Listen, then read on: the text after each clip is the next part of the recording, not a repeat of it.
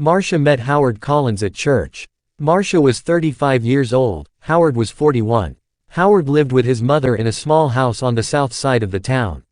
Marcia lived with her sister and father in an apartment, 3 streets away.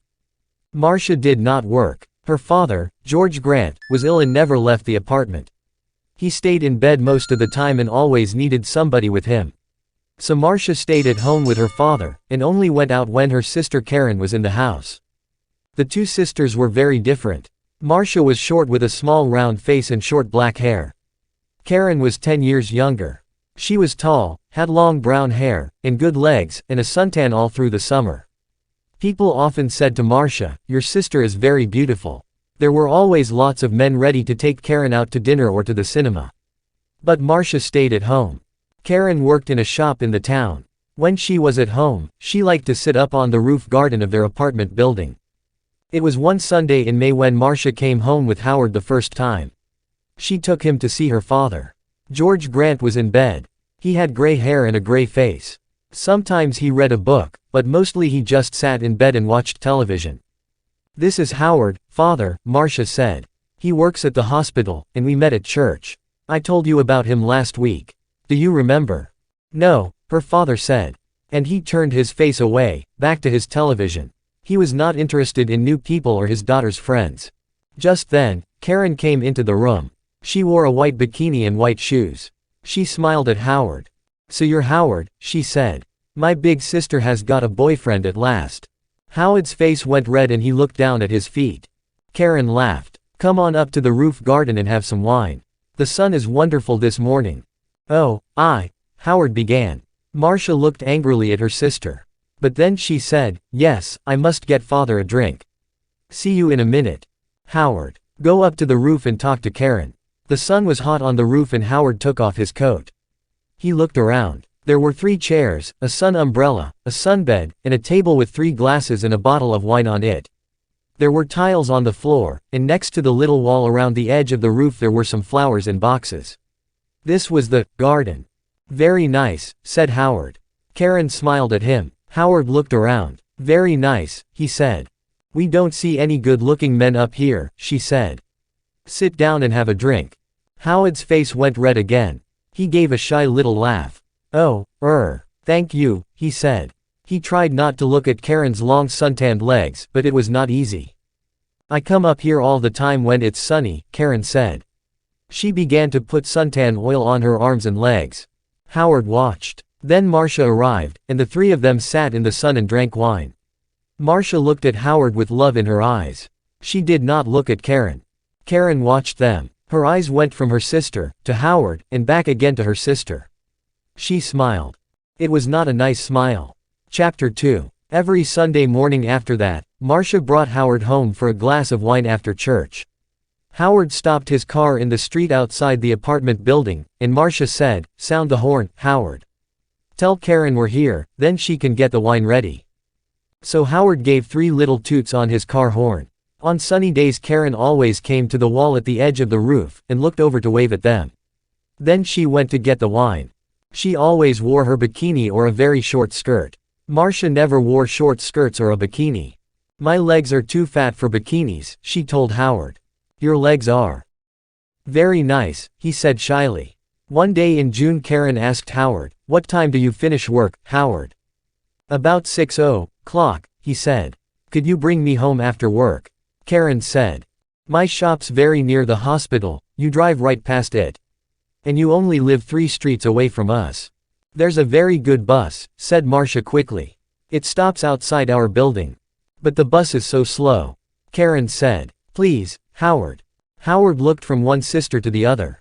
"Oh, well, yes, all right then," he said. "Thank you," Karen said, and gave him a quick kiss. So every evening Howard drove Karen home.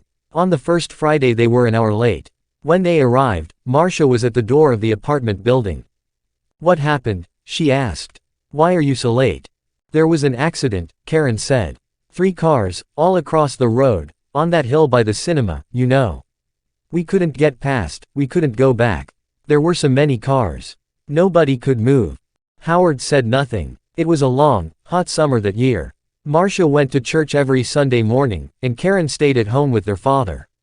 When it was sunny, and it often was, Karen went up to her sunbed on the roof. When Marcia went up to the roof garden, she always sat under the umbrella. But Karen put on lots of suntan oil and sat in the sun in her bikini. "The hot sun's not good for your body," Marcia said. Karen laughed. "Howard likes my body." "No, he doesn't," Marcia said angrily. "Oh, he does," Karen said. "He's very shy with women, but he always looks at my body very carefully. He does it all the time. Perhaps he wants me to take off." "Stop it, Karen," Marcia said. "Don't say those things." Karen laughed. "What's the matter, big sister? Are you afraid I'm going to take him from you?" Marcia did not answer. Chapter 3. The next Sunday, Howard phoned Marcia early in the morning.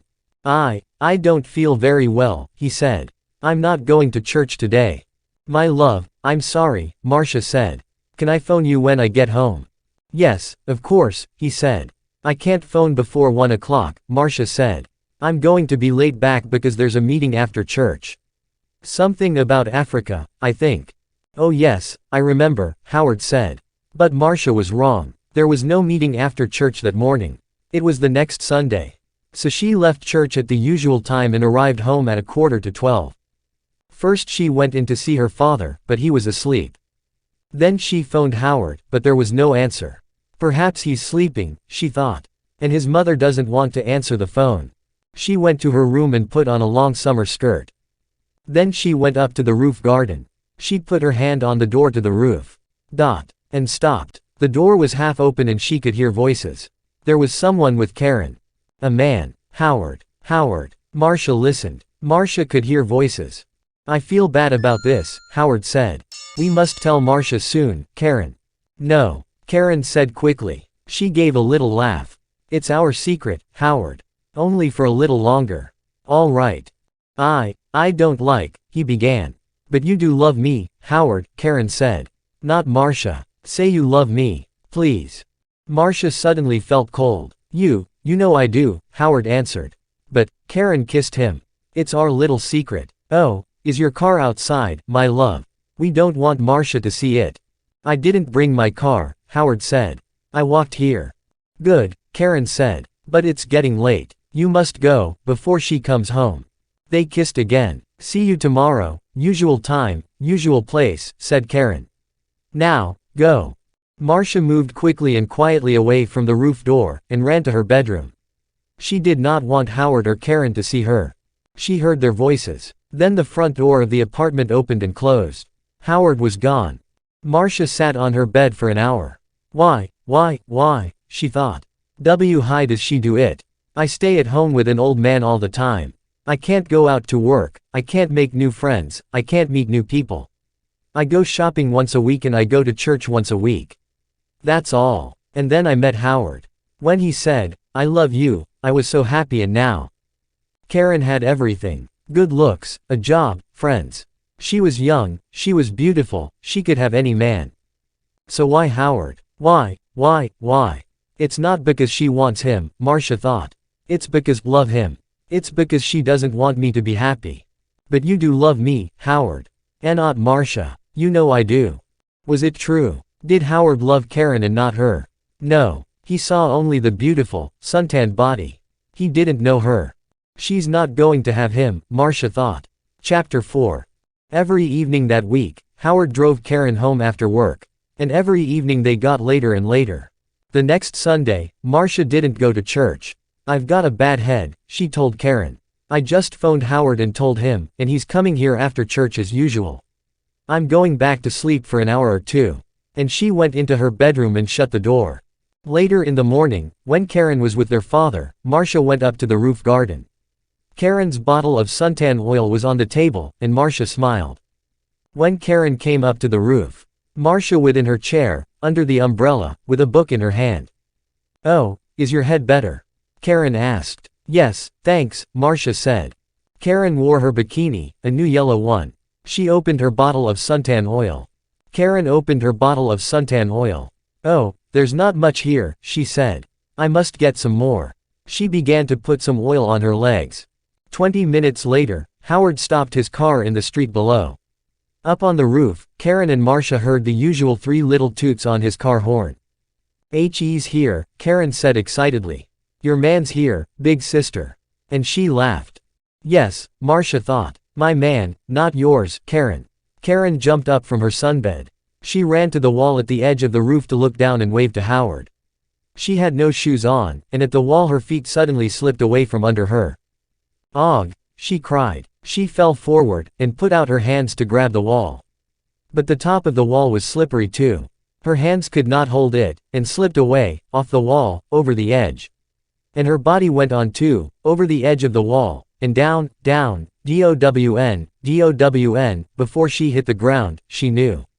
Slippery, suntan oil, Marcia.